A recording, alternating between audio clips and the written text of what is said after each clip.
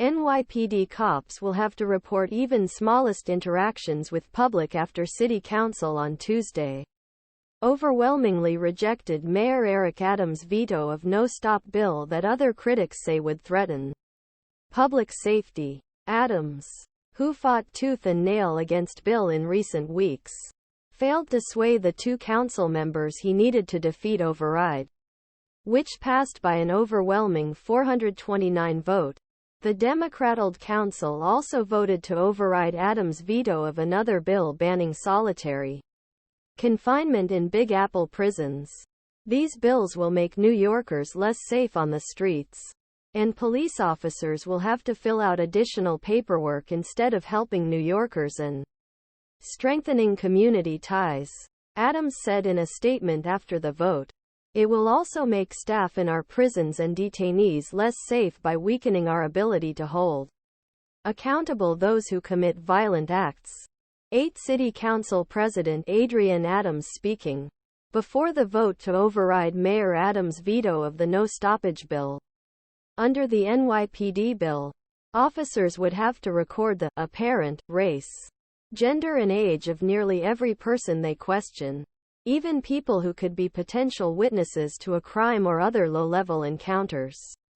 Adams, a former NYPD captain, and police advocates were adamant that the bill would drown cops in a sea of unnecessary paperwork and slow down investigations. Today's overreach takes another step toward City Council's goal, destroying the best police department in world, said NYPD Detective Endowment Association President Paul DiGiacomo. Thanks to politicians, the gap between the police and citizens will widen. So is the retirement of our best, most experienced detectives. Heartbreaker. 8 Assemblymember Yusef Salaam wipes away tears as he speaks before the vote. NYPD Chief of Patrol John Chell said in an interview on WABC 770 AM's Cat's Cosby Show that the bill, which will take effect in June, will cause police community relations to fray. Our response time to calls for service will be negatively impacted. We need to discuss this issue with the council in more detail. Supporters of the bill, led by Speaker Adrienne Adams and public advocate Jumaane Williams, insisted that ditional reporting system would, in part, hold officers accountable for illegal stops and help control racial profiling. 8 Councilwoman Vickie Paladino speaks before the vote.